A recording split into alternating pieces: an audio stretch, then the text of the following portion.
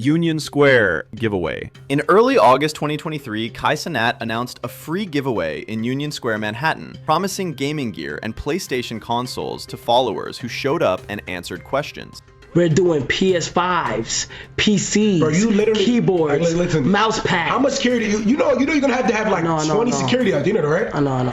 The announcement drew thousands of mostly young fans. The event had no proper permit, there was no real crowd control or official coordination, and it quickly spun out of control. Large crowds flooded the park and nearby streets. Some property damage and assaults were reported, multiple arrests followed, and the NYPD mobilized to disperse a dangerous situation. Got an update from the NYPD, and here's what we know tonight. According to police, Cenat will be charged with multiple counts, including at least 2 counts of inciting a riot and unlawful assembly. At least 3 officers were injured and 65 people have been arrested. Kai was detained by police at the scene and initially faced charges including incitement and unlawful assembly. Those charges were later resolved when he publicly apologized and paid restitution as part of a Manhattan DA agreement. I am beyond, bro, disappointed. Beyond disappointed in anybody who became destructive that day, bro. 100%, bro. That's not cool, man. The core of the public anger was straightforward. A hugely influential creator posted an open invitation to thousands without logistics or safety planning, and the predictable result was chaos and danger for attendees and bystanders. Cenat really fucked up, and being this big a fanatic for any celebrity is monumentally stupid. The same goes doubly so for all the idiots who came to Union Square to take advantage of the chaos, which I'm guessing was the majority of those that showed up. When a creator with millions of followers announces an in-person giveaway in a public urban space, the reasonable expectation is that the organizer will coordinate with authorities, hire security, or cancel if they cannot manage safety. But Kai did the opposite. People online reacted strongly because they saw a preventable public hazard. Many commentators and victims highlighted the presence of minors, injuries, and looting at nearby stores. Those concrete harms made the outcry visceral. Kai's camp and his AMP partners later apologized and paid cleanup costs, which is part of why criminal charges were ultimately dropped, but that resolution didn't erase the initial harm or the feeling among many that he treated a real-world crowd like a piece of content. What Kai did wrong in plain terms, he used his platform to organize an in-person gathering without the logistical planning such events require. He underestimated how many people would appear, he failed to secure proper permits and safety measures, and he didn't adequately step in as the situation escalated. The apology and restitution helped legally, but to many critics, the apology felt like damage control more than real accountability. If a creator only apologizes after being held to account, followers in the public suspect the apology was a PR move rather than an ethical correction. And people even suspected that there was no PlayStations to be given because no one saw or got any PS5. Did anyone even get the PlayStation? Bro, you know that they didn't. Guarantee there never was one. The animal mistreatment incident. One of the most heavily criticized moments in Cenat's career came during a chaotic live stream where exotic animals, including a macaw and a frog, were brought into a cramped, noisy room full of people shouting, moving erratically, and knocking things over. The setup itself was already questionable. Exotic animals like macaws are highly intelligent and extremely sensitive to stress, and frogs are delicate creatures that can be injured or killed from even minor mishandling. In the clip that spread widely, the bird is seen perched nearby while loud commotion erupts.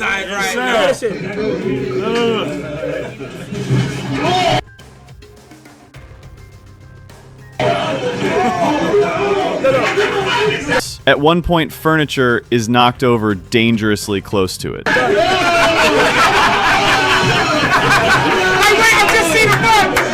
The frog, reportedly inside a box on the table, was tossed across the room and narrowly avoided being crushed when an arcade machine tipped over. Someone did step in to protect it, but by then the damage to public perception was already done. Viewers were furious, calling the scene, quote, brain rot content and, quote, garbage entertainment, with many saying that using animals as live props in such an uncontrolled, chaotic environment was inherently cruel. To critics, it didn't matter whether the harm was intentional. The fact that no one made sure everyone in the room knew where the animals were or took steps to create a calm, safe environment showed negligence and disrespect. The noise, the commotion, and the reckless handling of the setting were seen as torment for the animals involved. For many people, this incident became a line in the sand. It reinforced the idea that Kai's content often prioritizes spectacle over responsibility, even at the cost of living beings' well-being. The most biting critiques argued that how someone treats animals is a direct reflection of their character. And in this case, the takeaway for those viewers was ugly. The optics were so bad that some said they lost all respect for him, pointing out the absurdity of someone winning Streamer of the Year while being at the center of moments like this. Others compared it unfavorably to older scandals involving animal mistreatment on Twitch, saying the platform appeared unwilling to hold him accountable because of his massive popularity. Whether or not there was intent to harm, the moment cemented itself as a glaring stain on his record. Viewbotting allegations. The viewbotting accusations hit at the integrity of Kai's operation and his circle. High-profile streamer XQC publicly called out suspicious viewership patterns around Kai and his friends and affiliates, pointing to abrupt spikes in viewer numbers and unusually low engagement that did not match the totals.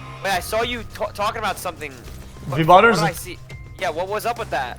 What happened? They're all viewbotters. I don't give a fuck. I don't give a fuck saying anybody these days. I'm not bro. Imagine thinking that I'd play this racket where like I need those like collabs. I don't give a fuck. They're all viewbotters. I don't care to say it. People become like from a 1K Andy to 20K Andy overnight. Like bro, I mean I've been here before. Like I'm not stupid. Like this shit's fucking bought out the wazoo. Those are the typical statistical red flags people watch for when they suspect fake viewers. The public reaction was angry because the accusation is not small. Viewbotting, if true, inflates perceived success and manipulates the marketplace that creators, sponsors, and competitors rely on. Fans who care about fairness and creators who have built audiences organically interpreted the spike as a potential shortcut that cheats other streamers and misleads fans. Kai defended him and his friends and angrily responded rather than offering a clear, calm, evidence-backed explanation. I'm gonna be honest. This is no bias. This is no letting off aggression. This is no nothing off negativity. It looked like you dick eating, gang. Like you might not realize it, but I'm gonna help you. It kind of looked like you dick eating, like real shit. Like I'm not even trying to be funny or mean. I'm gonna go ahead and say it looked like you dick eating just a little bit. You feel me? And I'm kind of tired of like going the whole road because I feel like the more I hold shit back, it's not the first time. This is how it looked, Felix. This is me talking to Felix. This is me not really being on some shit. It looked like you dicking because it's like, it's a pattern. It's like everything, something is going good on this side. Like you, something got to say. That defensive posture made the skeptics louder because it looked like loyalty had replaced transparency. The reasonable expectation from the public's point of view was for data, third-party audits, or at least an open conversation about how such spikes happened. The absence of that calm clarity fed the rumor mill and hardened the view that his team might be gaming the system. The result was reputational damage for Kai and his circle that is still hard to erase. I was suspicious when I saw Rodney's numbers. He streams at night till like 6 a.m. and his views were crazy. Like 20K at 3 a.m. I think dude is funny as hell, but a brand new streamer who's only done one collab with Kai, averaging 25K viewers at 3 a.m. is insane. And he's usually just smoking and joking with Punga, another roommate. Kai Cenat calls out XQC after viewbotting allegations. Kai protecting his investment. It's so obvious they are viewbotting / getting viewbotted. Mr. Beast's Team Water charity snub 2025. We're on a mission to give 2 million people all around the world clean water.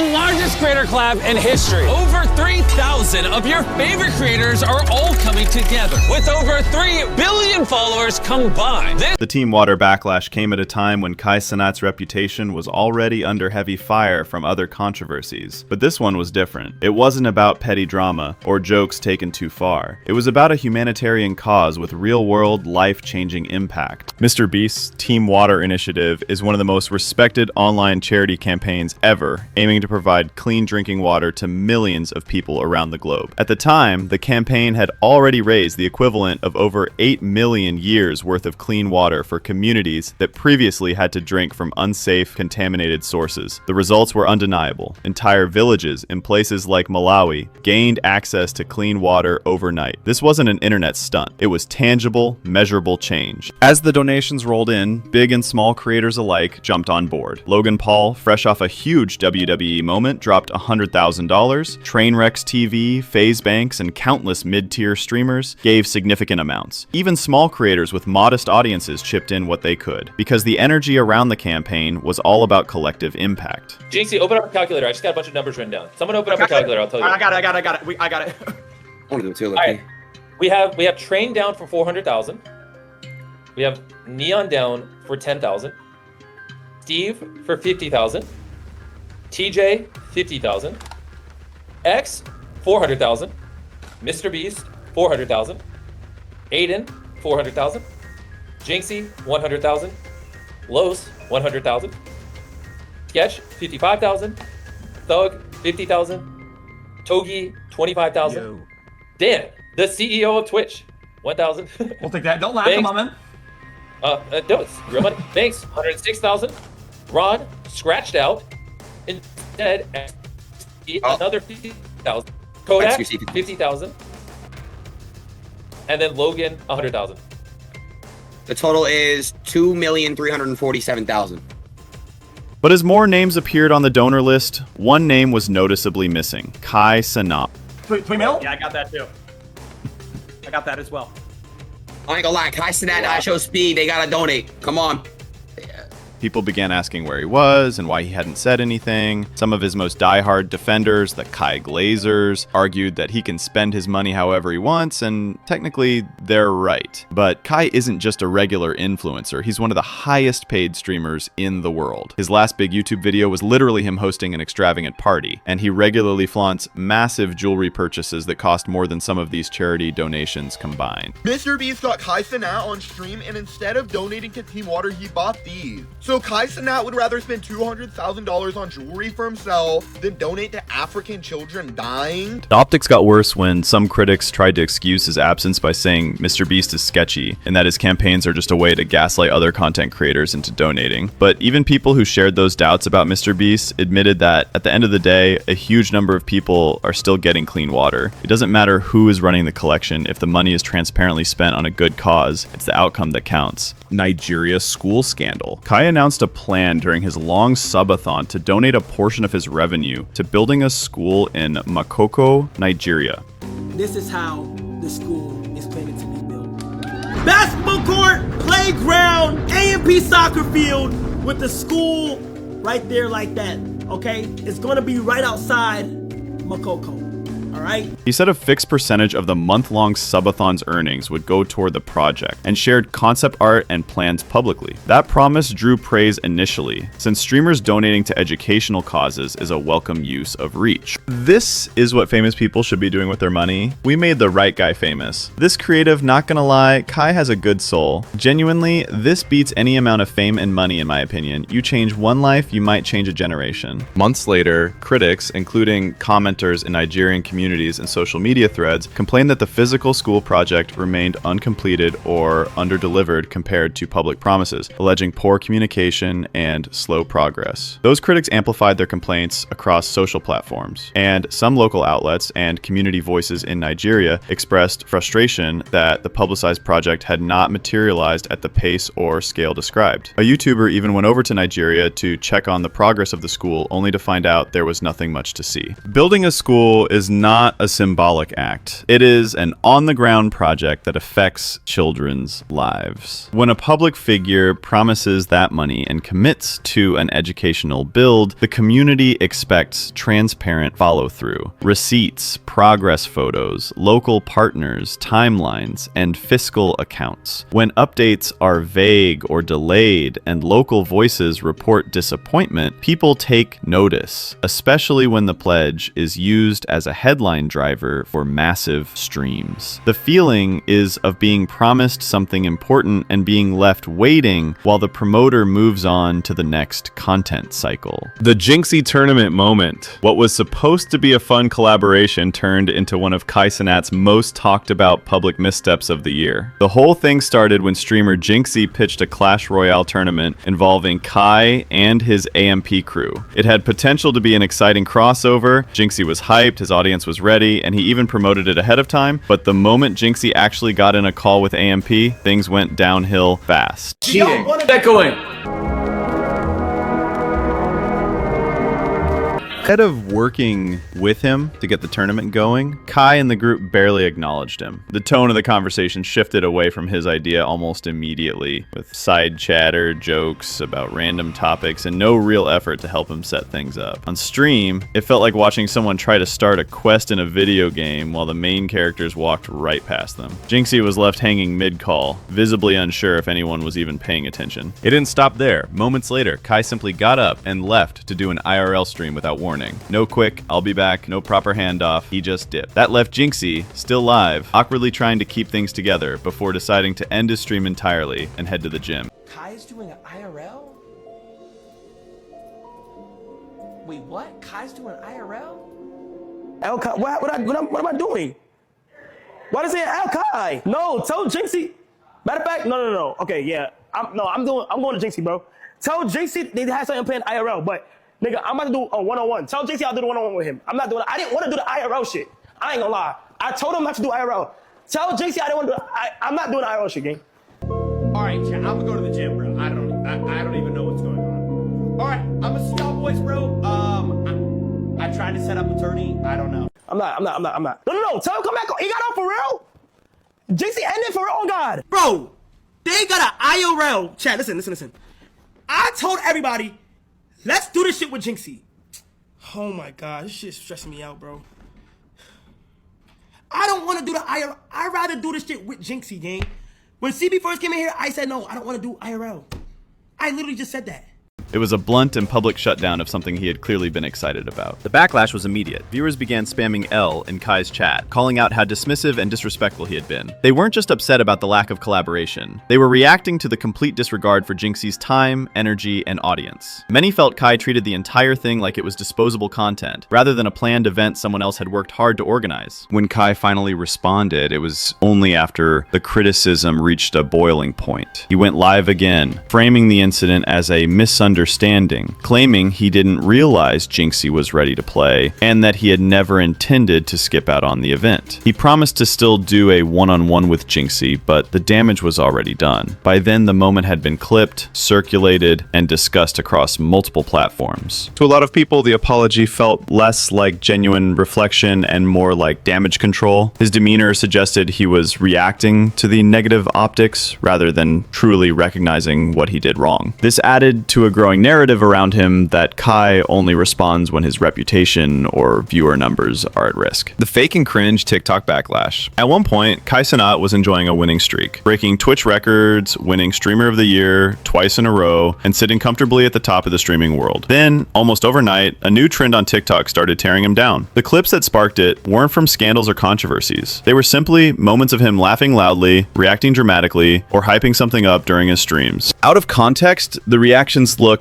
exaggerated to the point of being unbelievable, and this quickly snowballed into people calling him fake, annoying, and cringe. The comment sections on these videos were just as harsh, with people openly celebrating his quote-unquote downfall and treating his supposed exposure as if it were some kind of justice. The core complaint was that his reactions, especially his laughs, didn't feel genuine, as if he was forcing every moment for the sake of content. Some even accused him of pretending to like music or artists purely to gain views or set up future collaborations. And to be fair, there are moments where his reactions to certain songs or events seem far bigger than what's happening on screen. That does create the impression that he's acting rather than reacting. But here's the thing. Kai is a streamer. His job is literally to entertain live viewers, sometimes in front of an audience of over 100,000 people. Being high energy, reacting dramatically, and showing big emotions are tools of the trade. If he sat still and gave mild, everyday reactions, people would call him boring and the numbers would drop. That's the reality of streaming, especially in the high-speed, short attention span world of modern internet content. The backlash in that sense felt forced. People took his work, his on-camera persona, out of its proper context and judged it like it was a personal conversation instead of a performance. Streaming is part acting, part personality. Just because something is exaggerated doesn't automatically mean it's dishonest. It means the creator understands how to keep an audience hooked. This isn't to say that criticism criticism is completely baseless. When reactions are too overdone, it can make them feel insincere and can blur the line between performance and authenticity. And for some people, that's enough to turn them off. But the way the internet piled on made it seem less like a genuine concern and more like a trend, a bandwagon where it became cool to hate Kai. The disrespecting PewDiePie backlash. This particular backlash started when Kai Cenat made comments that many fans interpreted as disrespectful toward PewDiePie, a creator who, for over a decade, was considered the face of YouTube.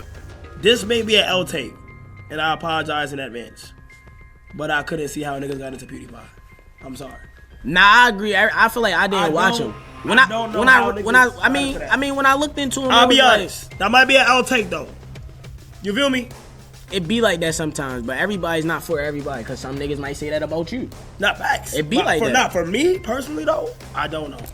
Kai said he didn't understand how people watched PewDiePie, while that was just his opinion. PewDiePie isn't just another popular content creator. He's a cultural touchstone for entire generations of internet users, especially millennials and Gen Z. From his early loud equals funny gaming videos to his later more varied content like Pew News, meme reviews, and the iconic Minecraft series, PewDiePie shaped what YouTube entertainment even looked like. For many people, he's the reason they fell in love with online video in the first place. Even Mr. Beast had to step in and tell him that was an L take. L take. He fundamentally shaped YouTube culture. I miss meme review and love watching play random games while I eat dinner every night. Pood's a goat. So when Kai seemed to dismiss or undermine PewDiePie's legacy, it hit a nerve. But not everyone saw it as that deep. A few people reminded others that PewDiePie also built his early fame on loud reactions and chaotic humor, and that it's a little back in my day to pretend that style was more respectable just because it's now associated with newer streamers. Others pointed out that Kai is young and catering to a different audience, so his energy level is part of his brand. Still, the general sentiment from the PewDiePie side was clear. If you're going to critique him, especially as a fellow entertainer, you should acknowledge the influence he's had on the platform. Misogyny. So allow me to combine the remaining of the backlashes into one to save some time because they're quite similar. One of the biggest combined controversies in Kai Cenat's career involves a mix of repeated Twitch bans, problematic comments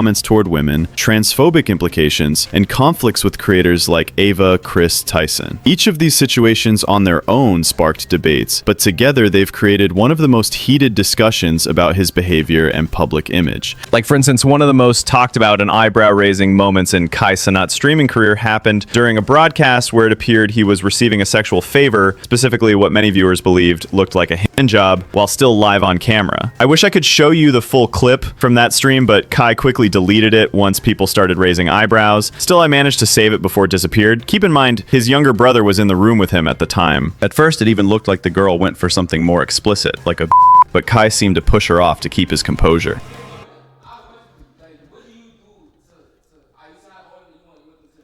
Absolutely.